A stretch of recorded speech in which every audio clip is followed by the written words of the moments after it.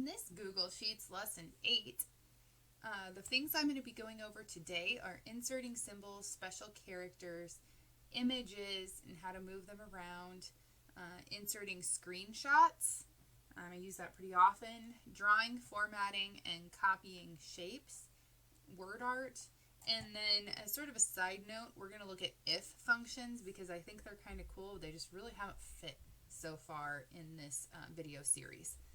This is to go along with learning objectives 2 and 5 from our syllabus, working with Google Sheets to gain proficiency in various projects, and inputting, sorting data, creating charts of graphs, using this data to predict future trends. And this kind of goes along with that sorting of data and predicting with our if functions. And Montana Technology Content Standard 4, apply and refine skills needed to use in communication, information, and processing technologies. So here we go. If I want to insert different types of special characters or symbols that come with your generic version of Google Sheets without add-ons, which are a whole nother topic of tons of things you can get as add-ons, but you would go to Insert, and then you would come down to Drawing, which is sort of where all of these special things reside. You can insert shapes, some of your traditional shape type characters, which are sometimes useful. You can insert arrows, which I use quite a bit of different kinds. Call outs, if you wanted to have sort of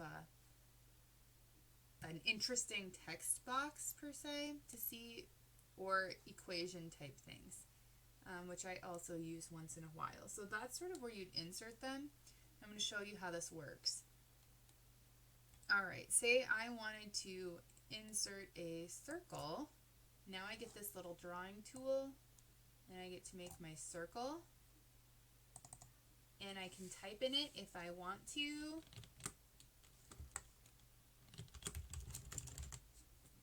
And then if that's the way I want it, I save and close. And here's my circle. And with my hand tool, I can drag it where I want it. Works the same in your other Word and sheet or slides programs. Say I wanted to insert WordArt. That's more of a specialty thing you would do more often. You can come over here to the drawing tool again and actions, WordArt. I'm not feeling very creative, so there's going to be my text, and you use Shift Enter if you wanted to do a second line. So let's just do that.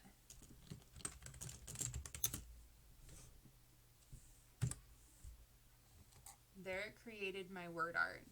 And now I can come up and I should be able to change the fill color. I want it to be a dark blue. My border color, let's go with hot pink. And I can change how thick my border is. Woo, that one got crazy.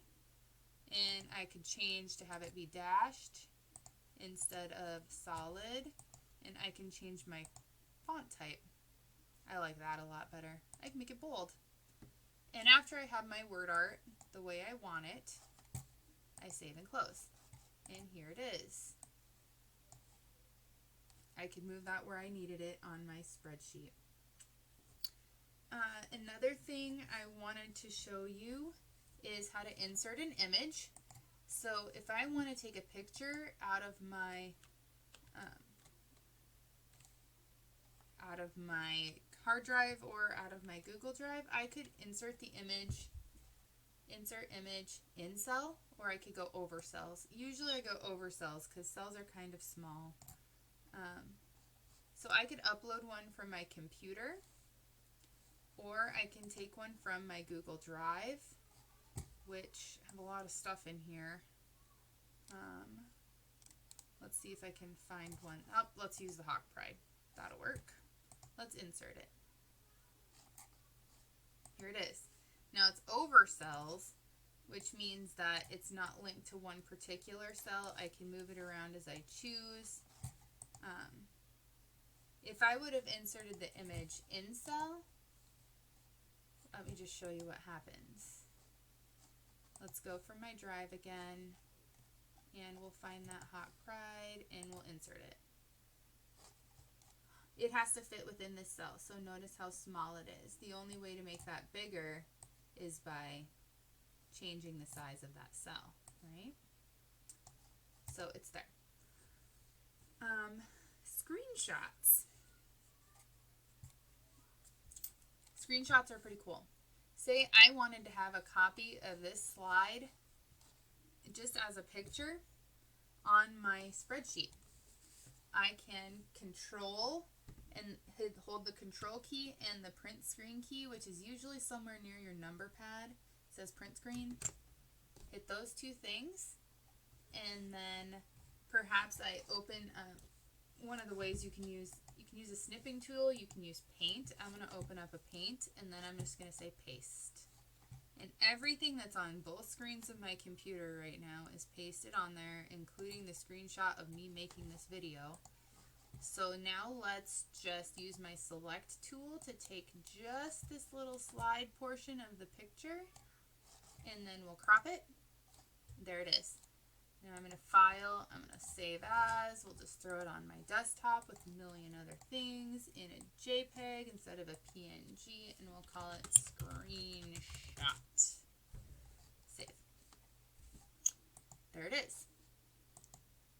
Now, say I want to put it on my page here, I would go to Insert, Image, over Cells, and I can take it from my computer, and we called it screenshot, so let's just see on my desktop.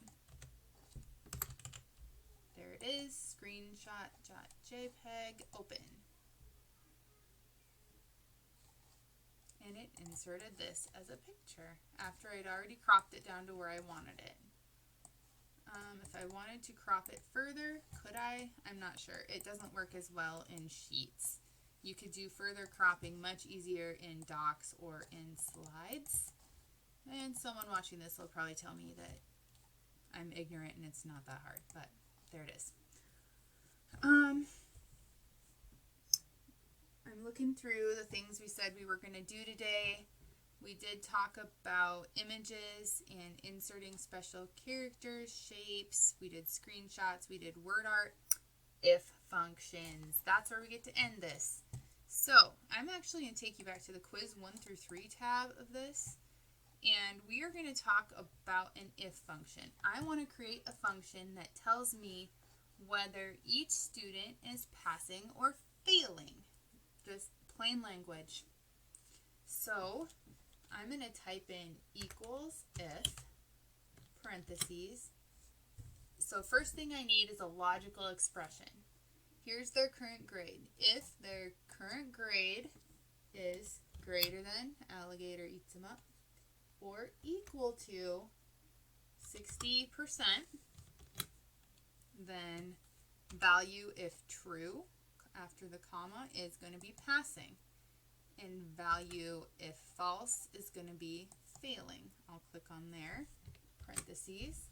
Since I plan on carrying this formula down, I'm just going to go ahead and put dollar signs on these two references because I want them to stay there.